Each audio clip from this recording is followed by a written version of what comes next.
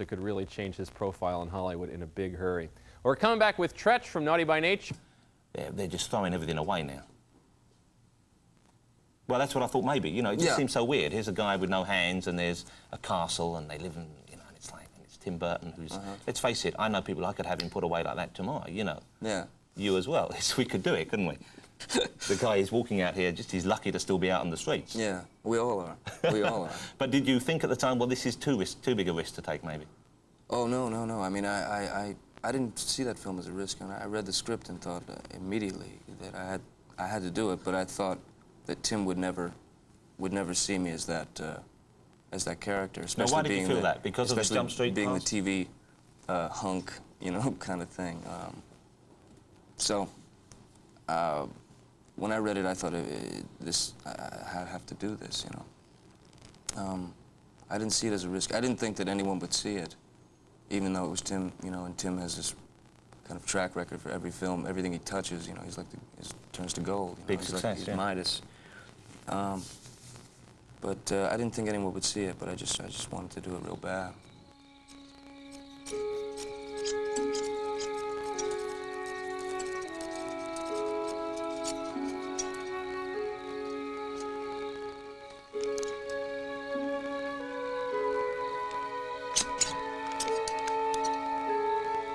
What was the toughest part about the shooting? Because presumably it was uncomfortable and arduous having those prosthetic end limb things on. Yeah. The toughest thing was really the heat in Florida. And I was wearing leather from the neck down. And it was about 100 degrees, 110 degrees at times, you know. So it was the heat. I was in my local video store the other day, and I noticed that there is a pornographic parody. Edward Penis Hands. Edward Penis Hands. I think they've done 3 of them now. I think they're working on the 4th, perhaps. Is that right? Well, I put my name down. I don't know. I'm waiting for that call. But what an incredible thing! I'm waiting for my call too. I wanted to do a cameo in it. What an honour! Yeah. Benny and June. Yeah. Is a movie which I didn't see when it first came out. I missed it, and I got it on videotape and enjoyed it immensely as well. You hate it? Go ahead. No, I liked it. You hate it. I'm a big Buster Keaton fan, you see. Okay. For me, Keaton is the one. I mean, Keaton was never recognized fully for his contribution. I mean, the stuff that he did, the stunts that he did, the camera stuff that he did, the choices he made, and what he was able to do as an actor without saying anything, for me, is beyond Chaplin. Did you immerse yourself in Keaton when you were preparing for that role? I know it's not about Keaton, but certainly it's kind of Keaton-esque. For me, you know, kind of selfishly, it was about Keaton. You know, it was my way of sort of being able to salute him. I watched tons of Keaton. I got a hold of like some really rare short films by Keaton. And I just watched, you know, hundreds and hundreds of hours of stuff. He's incredible. He's amazing.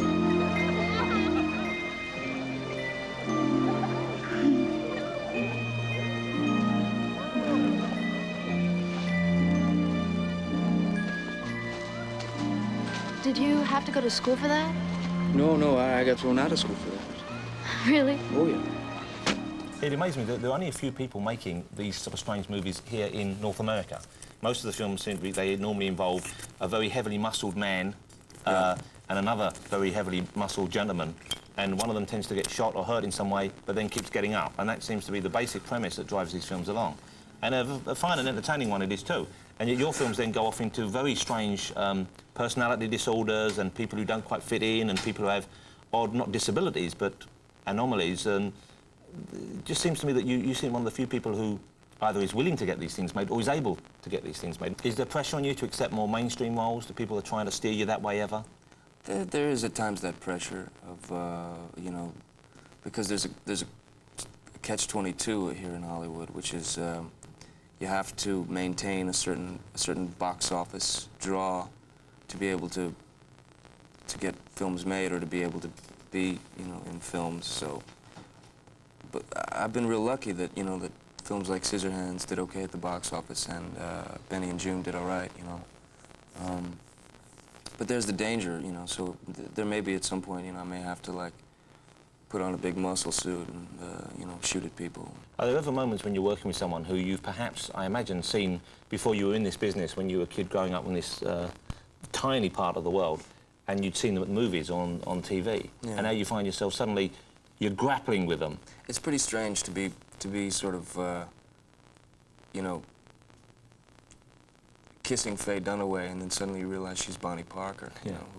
You know, when I was a kid, I watched that film, and you know, I would have destroyed, you know, people to get to her. Whole communities to get to her. Absolutely.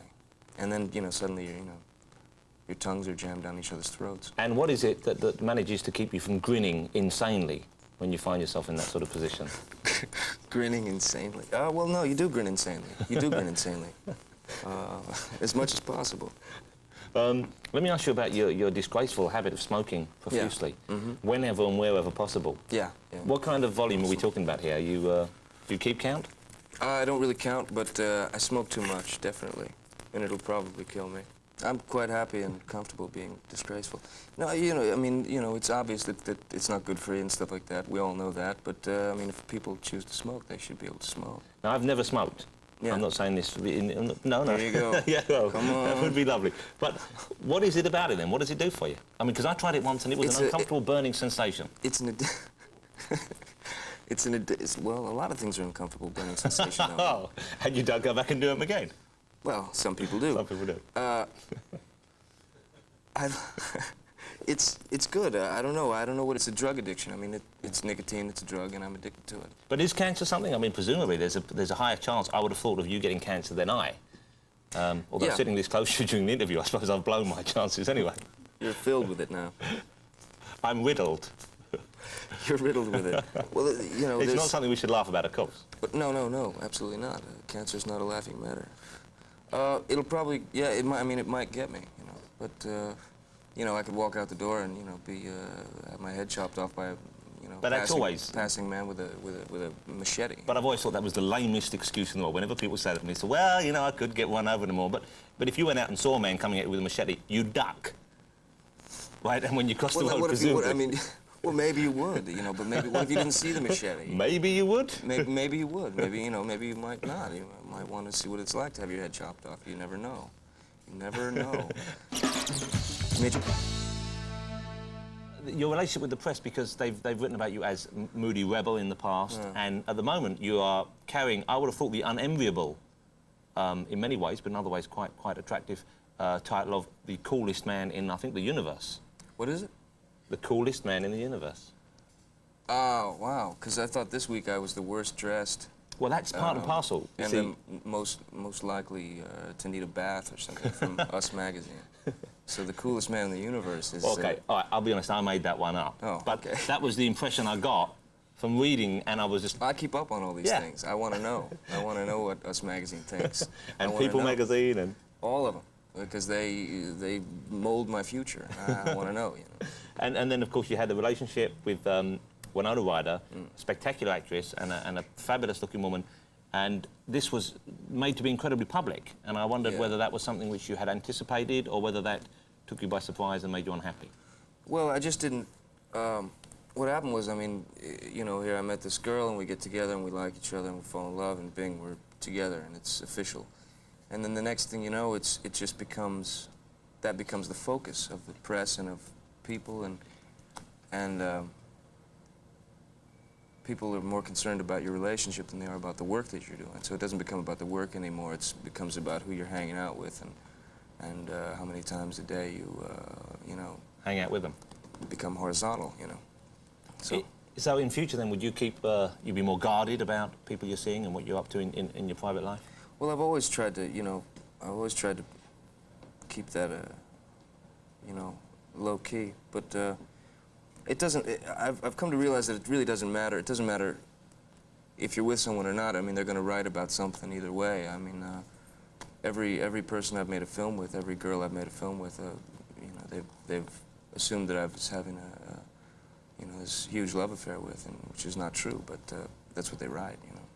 Is there a So it doesn't matter. But is there a fun side to it? Do you sometimes read that stuff and think, well, I'm kind of pleased that they assume that of me? There was one story I read in one of those magazines that I thought was hysterical, and it was about... Oh, it was about me and Madonna, that I had flown to Miami, got off the plane, went over to her house, ripped my shirt off.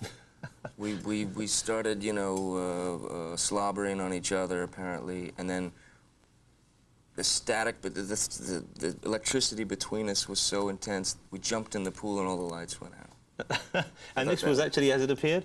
That's what they said, and yeah. And this was not a true story, I understand? This was not a true story, unless I blacked out for a few days and didn't remember. And what part of it wasn't true, Johnny? Well, I didn't rip my shirt off. Okay. That's untrue. But the power did go? No, there was a lot of... there were these midgets, and they came and they ripped my shirt off. Yeah, I've been in that similar situation with that Madonna very messed woman. up. Yeah. Let me ask you one final thing then. This is one of those big end of the interview questions, which is, how would you choose to be remembered? How would I want to be remembered? I don't think I would want to be remembered. Maybe, if I'm remembered, maybe just put a pig's feet, you know, a pig's foot on my grave or something once I'm dead, you know. It's a quote from a song, I believe. Yeah, pig's foot. It was a pig foot and a bottle of beer. So that would be probably pretty good. Not a big ambition, but a telling one. Thanks for your time, and good luck with the movie. Thank you.